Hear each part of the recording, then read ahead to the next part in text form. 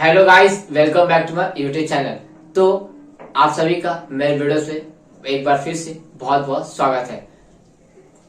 तो आज हमें इंडियन होने पे बहुत ज्यादा गर्व है, क्योंकि 1 दिसंबर 2022 को सेंट्रल गवर्नमेंट ने हमारे इंडियन डिजिटल करेंसी को लॉन्च किया है, जिसकी बात फाइनेंस मिनिस्टर निर्मला सीतारमण ने बजट के समय में किया था।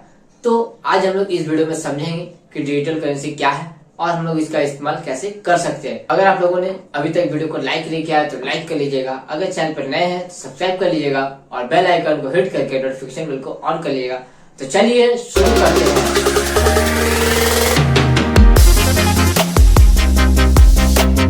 आप लोग डिजिटल रुपी बोले या सीबीडीसी बोले, सीबीडीसी यानी सेंट्रल बैंक डिजिटल करेंसी। तो सेंट्रल बैंक का नाम आते ही आप लोग को समझ में आ गया होगा कि हमारे इंडिया में एक ही सेंट्रल बैंक है, जिसे हम लोग आरबीआई यानी रिजर्व बैंक ऑफ इंडिया के नाम से जानते हैं। तो ये जो डिजिटल रुपी है, ये आरबीआई के द्वारा इश्यू किया गया है। अगर ये आरबीआई के द्वारा इश्यू किया गया है तो हमें इसमें डरने की कोई जरूरत नहीं है और हम लोग इस पे बेझिझक ट्रांजेक्शन कर सकते हैं, क्योंकि डिजिटल करेंसी में जो भी होगा वो आरबीआई की निगरानी में होगा। तो अब हम लोग समझ लेते हैं कि ये जो वर्ड लिखा है डिजिटल करेंसी, क्योंकि हमने सेंट्रल बैंक का मतलब समझ लिया, अब हम लोग समझ लेते हैं डिजिटल करेंसी। तो डिजिटल करेंसी में दो वर्ड है। पहला डिजिटल यानी जो अगर हम लोग डिजिटल को ब्रेक करेंगे तो इसे इलेक्ट्रॉनिक बोलेंगे, और करेंसी और हम लोग अगर करेंसी को तोड़ेंगे तो रूपी बोलेंगे।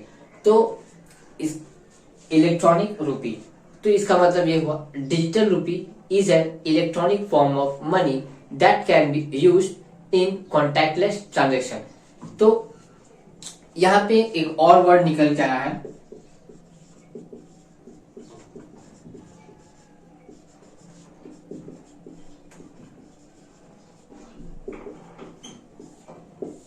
Contactless transaction. तो जिस तरह से हम लोग यूपीआई में मनी ट्रांसफर करते हैं एक पर्सन से दूसरे पर्सन, वो भी बिना किसी फिजिकल इन्वॉल्वमेंट के, हम लोग क्या करते हैं यूपीआई से फोन से ही अपना जो भी मनी ट्रांसफर करना रहता है कर देते हैं। उसी तरह से हम लोग डिजिटल रुपी भी ट्रांसफर कर सकेंगे। तो ये जो डिजिटल रुपी ये हम लोग को कहाँ से मिलेगा? तो फिलहाल के लिए आरबीआई ने 9 बैंक्स को परमिशन दिया है डिजिटल रुपी जिन्हें वो डिस्ट्रीब्यूट करेगी। पहला जो है एसबीआई बैंक, आप लोग तो जानते होंगे, HDFC bank, ICICI bank, Kotak Mahindra bank, bank of Baroda, union bank of India, IDFC first bank, yes bank और एसएलबीसी। जिस तरह से आप लोग बैंक में मनी डिपॉजिट करते हैं तो आप लोग अपने फोन में देख सकते हैं कि वाह मेरे अकाउंट में इतना पैसा हुआ इलेक्ट्रॉनिकली।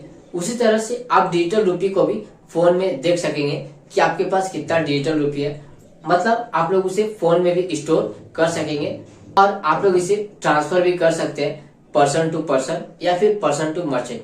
मतलब अगर आपके पास डिजिटल रुपी है और आपको मन है कि आपको पैसा नहीं ट्रांसफर करके डिजिटल रुपी ट्रांसफर करना है, तो आप ट्रांसफर कर सकते हैं। और जो सामने वाला व्यक्ति है जिसे आप ट्रांसफर करना चाहते हैं, और उसे न चाहते हुए भी लेना पड़ेगा, क्योंकि वो एक लीगल टेंडर है।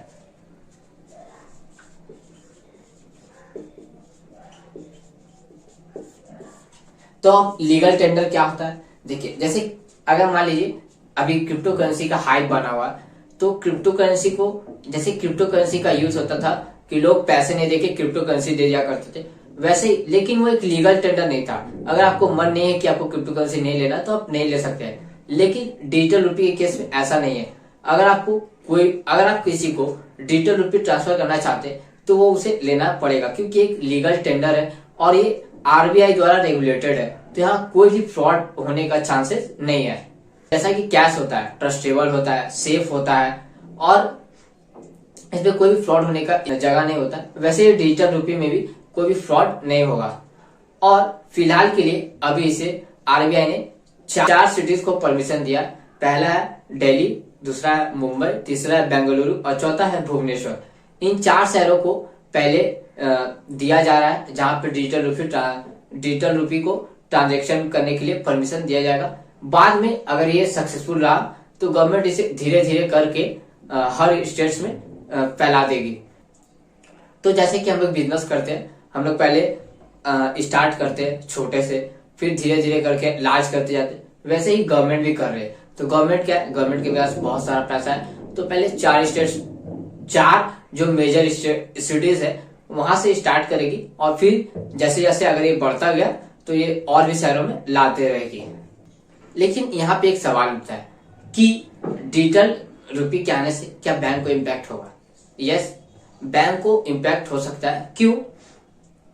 क्योंकि ये जो डिजिटल रुपये ये ब्लॉकचेन पे आधारित है, ब्लॉकचेन टेक्नोलॉजी पे आधारित है। अगर आप लोगों ने मेरा ब्लॉकचेन वाला वीडियो नहीं देखा है तो प्लीज जाके देख लीजिएगा। जहां पे ब्लॉकचेन इन्वॉल्व होगा वहां पे बैंक जो है उसका इन्वॉल्वमेंट कम हो जाएगा। कैसे समझते हैं? जैसे आप पर्सन टू पर्सन ट्रांसफर कर रहे हैं तो बीच में एक इंटरमीडिएट है जिसे हम लोग बैंक बोलते हैं। तो जब आप लोग डिजिटल रुपये ट्रांसफर कर रहे हैं तो वो डायरेक्ट एक पर्सन से दूसरे पर्सन के अकाउंट में जाएगा, और आपका जो अकाउंट है वो आरबीआई के पास रहेगा। तो क्या होगा, बीच में कोई बैंक नहीं है, तो बीच में अगर कोई इंटरमीडिएट नहीं है तो बैंक का जो बिजनेस है वो थोड़ा सा कम हो जाएगा। इसलिए बैंक के लिए अब नया चैलेंज आ गया है। तो कैसा लगा आप लोगों को जान के कि डिजिटल रुपये क्या है और हम लोग इसका इस्तेमाल कैसे कर सकते हैं? तो thanks for watching the video and keep learning, keep growing.